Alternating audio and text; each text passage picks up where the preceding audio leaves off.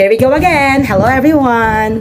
And today I'm going to answer one question regarding SPIMS. Sa Pinas, ikaw ang ma'am, sir. Ayan.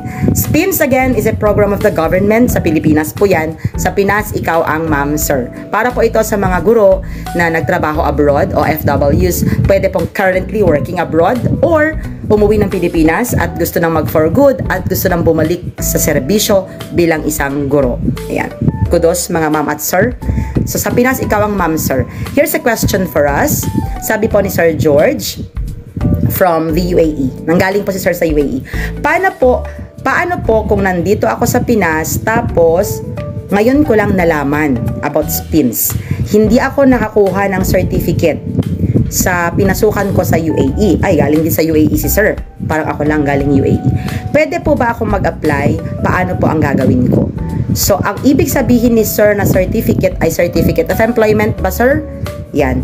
Kung natapos mo, sir, ang contract mo sa UAE, meron ka pong copy ng contract mo. Tama po? Tapos, nung bago ka po magsimula bilang isang OFW sa UAE, nag-sign ka po ng contract. And sa UAE kasi, alam ko yan, kasi nag-work po ako doon for 10 years. Pagka magsasign ka ng contract mo, pag ilalakad na ng HR mo yung visa mo, working visa, bibigyan ka po ng copy ng contract. Kaya, that is already enough to show na nag-work ka po abroad.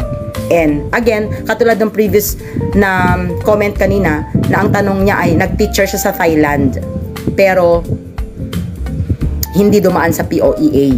Tapos, gusto niyang mag-apply sa SPIMS. Si sir naman, walang certification na nakuha from his employer sa UAE. At ngayon, nasa Pilipinas na siya, nakauwi na.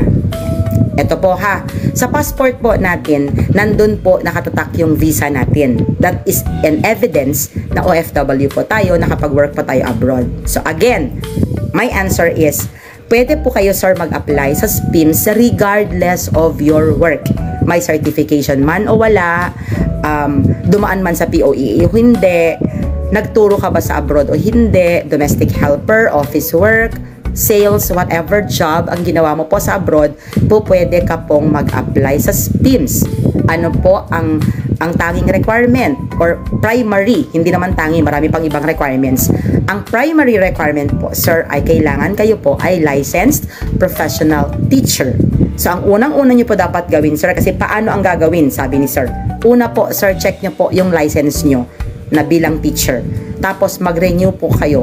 Kapag ito po ay expired na, kasi syempre pag nag-a-abroad tayo, we feel that there's no need to renew. Katulad ko, 10 years ko sa Dubai, hindi po ako nag-renew ng aking license kasi hindi ko naman po magagamit dun yun. 'Di ba? So when I came home for good in 2018, doon pa lang po ako nag-renew. Ayan. So nung na-renew ko, doon pa lang din ako nag-apply. Yes po. Dito ko po tinuloy yung pag-a-apply. Ayan. So, yung mga preliminaries like preparation ng documents and all, I did it abroad. Nung nasa abroad ako, nandun na yung idea na, pag uwi ko, gagawin ko to. Parang option lang siya. Kasi hindi naman ito yung primary reason kung bakit kami umuwi. In some other videos, I will also talk about that. Diba? So, yung muna tanong ni sir, ang sabi niya is, paano yun walang certification? Okay lang sir. Ano ang gagawin? Una po, i-renew nyo po ang inyong license.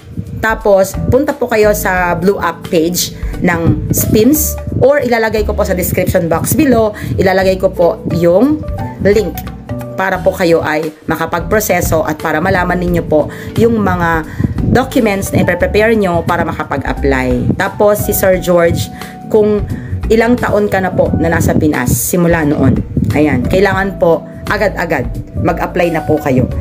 Meron pa nag-comment dyan kung gaano siya katagal and all that. Next video, sasagutin po natin ulit yan. So for now, one question at a time po tayo. Ang tanong lang muna ni sir, hindi siya nakakuha ng certification, okay lang po. Paano po ang gagawin? Unahin nyo po muna yung license nyo. I-renew nyo muna yung license nyo, sir. Tapos, tignan nyo po yung mga requirements. Nasa Blue App po, may page po si SPIMS sa Pinas, ikaw ang ma'am, sir. I-search nyo po siya. Or, ilalagay ko po sa description box below pag-upload ko nitong video na to, ilalagay ko po doon. Kung may katanungan po, please feel free to comment. Please, kung nagustuhan ninyo yung topic na to, pa-like po, pa-share sa mga nangangailangan. Baka may kamag-anak po kayong OFW, nasa abroad pa po, at teacher po siya by profession, po pwede nyo pong isend sa kanya yung videos ko para magkaroon po ng kalinawan paano po niya maplano ang kanyang pagiging teacher sa Pilipinas. Through the program of the government, SPIMS, sa Pinas, ikaw ang Ma'am Sir. Maraming salamat po. Please subscribe naman po pag nagustuhan niyo yung